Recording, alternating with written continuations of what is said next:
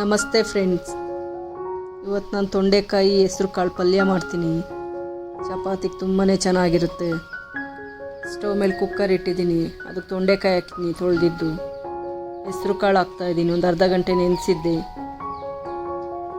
ಕಲ್ಲುಪ್ಪು ಹಾಕ್ತೀನಿ, ಒಂದು ಸ್ವಲ್ಪ ನೀರು ಹಾಕ್ತೀನಿ. ಅದು ಮುಳುಗೋ ಅಷ್ಟು ನೀರು ಹಾಕಿದ್ರೆ ಸಾಕು. ಅದನ್ನೊಂದು ಸಲ ಮಿಕ್ಸ್ ಮಾಡ್ತೀನಿ. ಕ್ಯಾಪ್ ಕ್ಲೋಸ್ ಮಾಡ್ತೀನಿ. 3 ವಿಜಲ್ ಬರಬೇಕು. ಸ್ಟವ್ ಮೇಲೆ ಬಾಣಲೆ ಇಟ್ಟಿದ್ದೀನಿ, ಎಣ್ಣೆ ಹಾಕಿದ್ದೀನಿ. ಎಣ್ಣೆ ಬಿಸಿ ಆಗಿದೆ. ಇವಾಗ ಸಾಸಿವೆ ಹಾಕ್ತಾಯಿದ್ದೀನಿ. ಕರಿಬೇವು ಸೊಪ್ಪು ಹಾಕ್ತೀನಿ. ಕಡಲೆಬೇಳೆ ಉದ್ದಿನಬೇಳೆ ಹಾಕಿದ್ನ ಅರ್ಧ ಚಮಚ.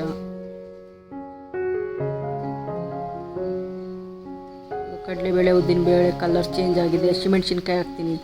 ಒಂದು 6 ಹಸಿಮೆಣ್ಸಿನ್ಕಾಯಿ, 2 ಈರುಳ್ಳಿ ಹಾಕಿದ್ದೀನಿ.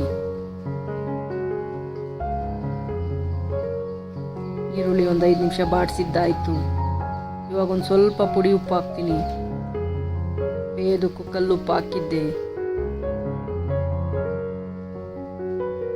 ಇವಾಗ ತೊಂಡೆಕಾಯಿ ಬೇಯಿಸಿದ್ದು ಹಾಕ್ತೀನಿ.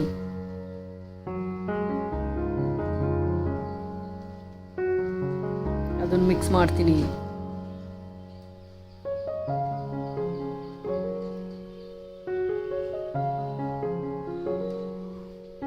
ಮಿಕ್ಸ್ ಮಾಡಿದ್ದಾಯಿತು. ಇವಾಗ ರೆಡ್ ಚಿಲ್ಲಿ ಪೌಡ್ರ್ ಹಾಕ್ತೀನಿ. ಒಂದು ಸ್ವಲ್ಪ ಹಸಿಮೆಣ್ಸಿನ್ಕಾಯಿ 6 ಹಾಕಿದ್ದೆ.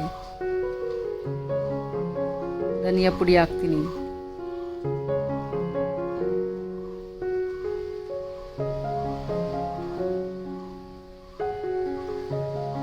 ಇವಾಗ ಕಾಯಿ ತುರಿ ಹಾಕ್ತೀನಿ. ಎಲ್ಲವುದು ಮಿಕ್ಸ್ ಮಾಡಿ ಬೇಯೋದಕ್ಕೆ ಬಿಡ್ತೀನಿ.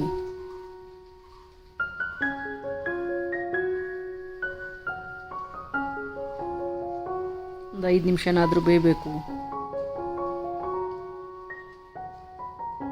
ಬೆಂದಿದೆ. ಇವಾಗ ಕೊತ್ತಂಬರಿ ಸೊಪ್ಪು ಹಾಕ್ತೀನಿ.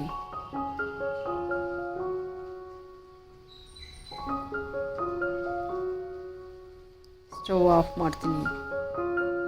ರೆಡಿ ಆಯಿತು ಪಲ್ಯ.